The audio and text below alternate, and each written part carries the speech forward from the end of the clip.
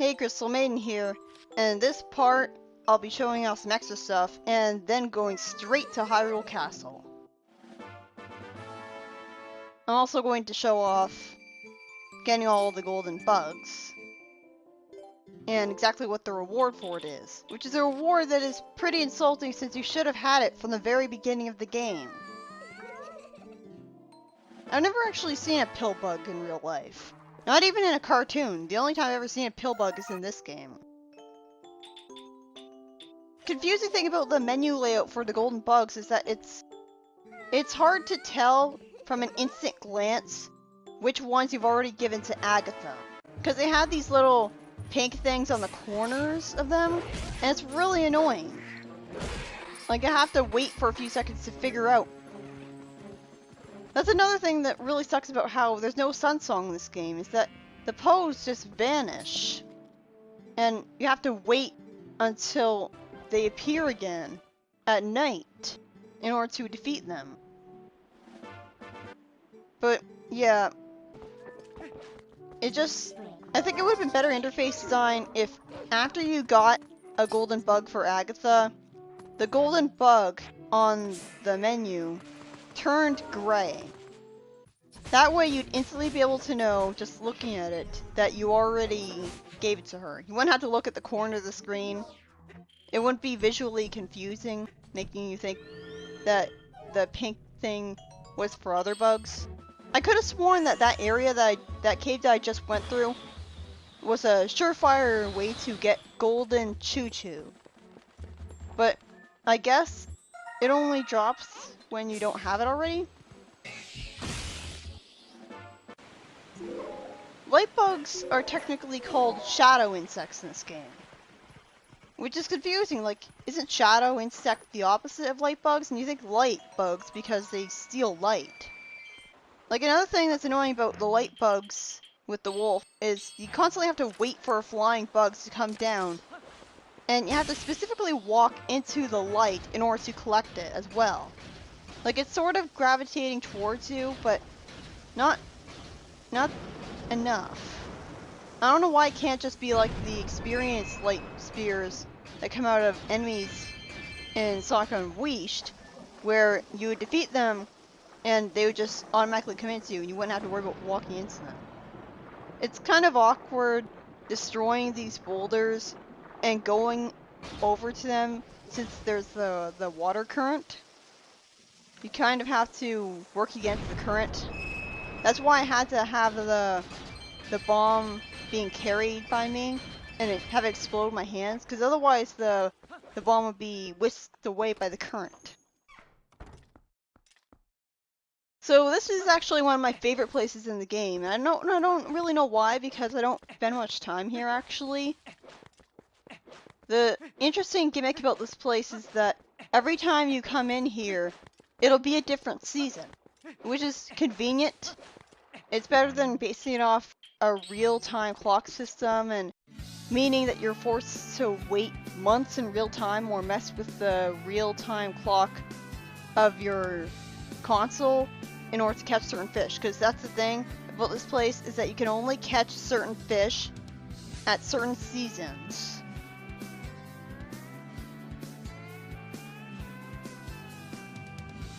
Like, it's annoying.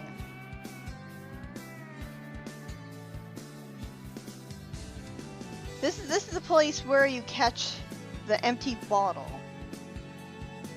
So you'd think that you'd just be able to catch it right away, right? But instead, I just caught a bunch of fish instead.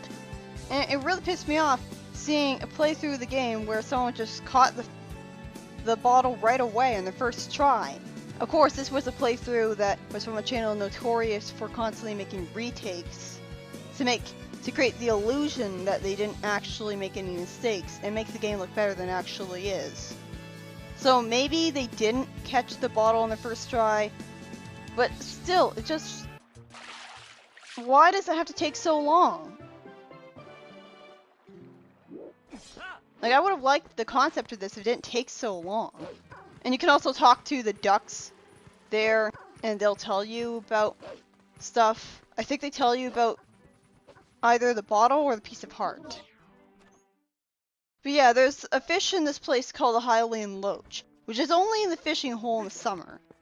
Like, there are season exclusives, as I said before. You also need to fish 3 specific fish up before you can attempt to catch the Hylian Loach on the north side of the lake. The fishing girl, she'll actually confiscate a sinking lure, which is really stupid. Like, if you find a sinking lure, if the game programmed it, then you should have the right to use it. Why put it in the game if you're not allowed to use it? I've heard that you can find a sinking lure, like, around the lake, which is weird because I thought you could only use lures that she gave to you. But it's like, you can fish the loach with a normal fishing rod, but the stupid thing is, it'll supposedly not be the real thing. It could take over an hour to catch the real one, which is horrible design. Even Big the Cat didn't take an hour to catch 1 fish. Froggy, on the other hand, maybe. But I'm talking about like 1 specific fish. It would have been cool if you could eat fish as a wolf, but I guess it would have been like pushing the censorship thing. But yeah, this is as complicated as the fishing gets, and it's still much better than Big the Cat. Look at how little the fishing lure moves when I wiggle the control stick left and right. Compare that to Big the Cat, where even tapping the control stick sends it flying in a random direction, really far away from the fish. I mean, you still have the same problem in that the fish are very finicky about whether or not they're going to grab your lure. But it's not as bad as with Froggy, where it's a complete and utter crapshoot whether it'll grab your lure, and you have to know to do a certain thing in order to make it. I think you have to hold down on the control stick, and that's the only way that it'll grab it. But yeah, I think that the controls of this are basically how Big the Cat should have controlled at its most complicated. Like, at best, Big the Cat should have just been the simplistic, like, regular fishing. But at worst, I think this game did it better. Like with the canoe fishing, where you could, not only could you hold B to reel in the fishing lure, but you could also hold down a direction on the control pad. I think it was up or down, and that would reel it in faster. Like, in general, it seems more intuitive, but for some reason I just don't care enough to spend a lot of time in the canoe fishing. The interesting thing about the family, the fishing family, is that apparently Henna, she has the same itch as the Ocarina of Time fishing store owner, who is actually holding, in that photo, a fish that Link fished up in that game. So was he supposed to be taking credit or something? But something I really like about being able to fish with Henna is that it's the closest you come in this game and in any Zelda game to dating, because you can pretend that you're on a date with her. I kind of think she's one-dimensional because all she really seems to care about is fishing, but she has a charming and charismatic enough personality. Like, you can actually roll against the wall, and that'll annoy her enough that she'll kick you out after a while, and she'll want you to apologize to her. Which I thought was a nice touch, but I couldn't bring myself to do it, because I just like her too much. Like, it's sort of a starved thing, like, you're starved of options. It's not like you can romance anyone else. She's basically the closest you have to Malon in this game. Because Malon was basically who people assumed Link would get together with eventually in Ocarina of Time. Because she was one of the many female love interests for him in that game. And she was the one that was most compatible with him, because she was a human and not Kokiri, who would always say a kid. Or Ruto, Fish Girl. I don't think I ever found this chest in my entire life. Or maybe I found it once, but I forgot about it. I just never thought to look up there and grab that vine and climb over here. And of course, of course, I have my wallet full at the time. But yeah, this one bug is why I spent so long. This one bug is why I took so long to get all the golden bugs. Because I just completely forgot there were golden bugs in the Great Bridge of Hylia area. And you know what the insulting thing is? The reward for getting all the golden bugs is the giant wallet. You know, the thing that makes it less likely that you'll constantly get the message saying that your wallet is full and you had to put stuff back in the chests. There's a reason that I used the code to get the giant wallet early. Because, really? I shouldn't have to wait that long. I remember when my dad first saw this, and she transformed into a giant monster, he actually wondered if he was going to have to fight her as a boss. And that makes sense because later, like at one point she says it could be something that we'll eventually have to destroy. And you constantly hear this message about how the Fused Shadows corrupt monsters and create giant monsters like the giant Deku Baba you have to fight as the first boss. So it makes sense that you have to worry about fighting her. But the thing is that one, like, she's been wearing the Fused Shadow the whole game, and she managed to somehow magically overcome the Fused Shadow evilness by softening up. I guess through the power of Mary Sue, or maybe Zelda. Like, but again, she started softening up even before Zelda saved her and infused herself in her. Another reason, the most important reason that you can't possibly have a boss fight with her here is that this is a part of Castletown where you're normally not, like in Castletown, for some reason you're not allowed to use your sword, or any items for that matter. So it wouldn't make sense having a boss fight here. Like, they'd have to arbitrarily change the rules. Not to mention, this looks like a very constrained area for a boss fight.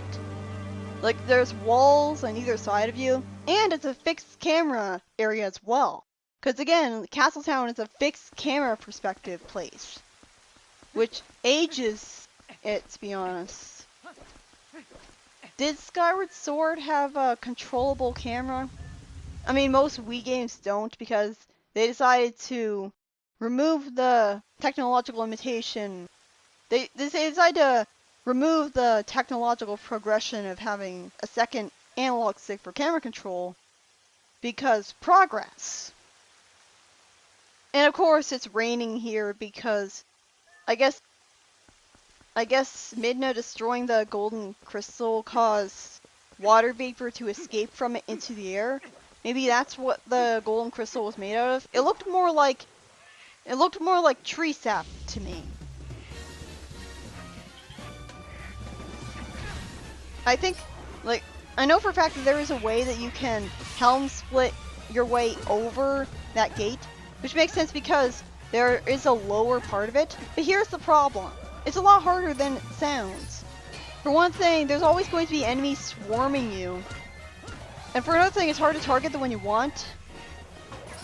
And, like, in order to make sure the trick works, and you're facing the shortest part of the fence, and are the perfect distance away from it that you can help and split her over it, you have to make it... And look, it's going in the exact wrong direction that I was shield bashing. Like, it should only go directly backwards from a shield bash. But instead, that enemy was glitching out and going in a really stupid way. Another thing is you can't be too close to the fence while you try to helm split over it. Or you'll hit it. So I don't know how speedrunners do it. Like, they must practice a lot. Because I can't do it. I just don't see how these sorts of fences randomly appearing and surrounding you, then you have to defeat a bunch of enemies to move on. I don't see how that really fits Zelda. I mean, you've been forced to defeat enemies to progress in Zelda since Zelda 1. But you've never seen fences appear in the overworld and surround you. It feels straight out of the Werehog.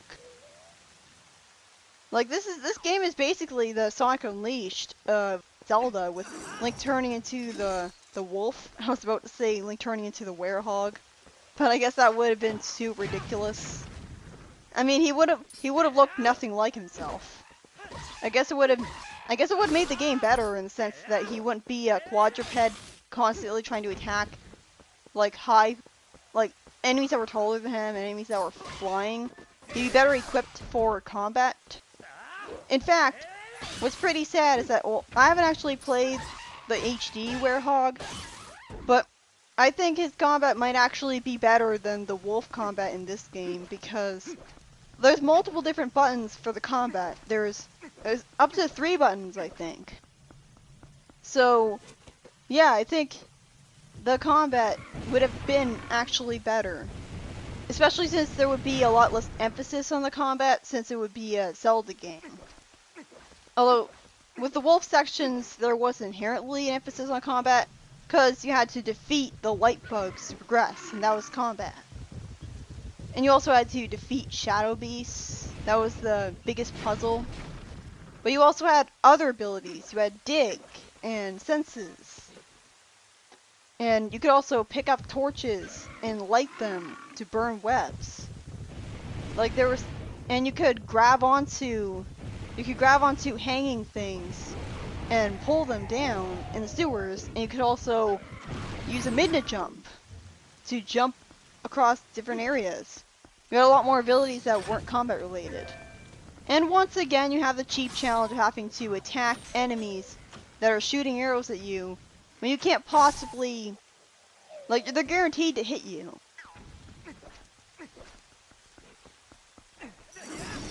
I don't understand why you can't claw shot onto the bars and ladders. Like, you could do it in Wind Waker. Like, that's how you would get to the top of Tingle's tower really fast. And there seem to be, like, bars, like, in the area that the things that the Boblins were just standing on. Why can't you just claw shot up them? Like, there would be no real point to it, but still. But there's multiple different courtyards in Hyrule Castle. And this one has a pretty confusing puzzle. Like, I think there's a way to, and I am going to show it off. There is, like, right here. It's supposed to tell you exactly where you're supposed to move the Gilb ring, but it doesn't tell you the exact order. Like, it's not like there's numbers there or anything, so you still don't know where exactly to start. And of course, you can't target one of them twice. I think I might have mashed the R button too much. And from a 3D perspective, from a third-person perspective, it's hard to follow the instructions of basically a top-down perspective instructional image of what you're supposed to do with the fans. It's harder than it looks. And the annoying thing about this place is that there's actually a way to get to another courtyard entirely. And that is the most god-dang-it part of Hyrule Castle as a whole. Which is why it's a good thing that it's completely optional. Apparently, really close to here is a dig spot where you can dig to another courtyard entirely. I had to look up a guide to find that out. You had no idea how long it took for me to just get to the graveyard at all. And even after that, I had to look up another guide to figure out how to complete its puzzle.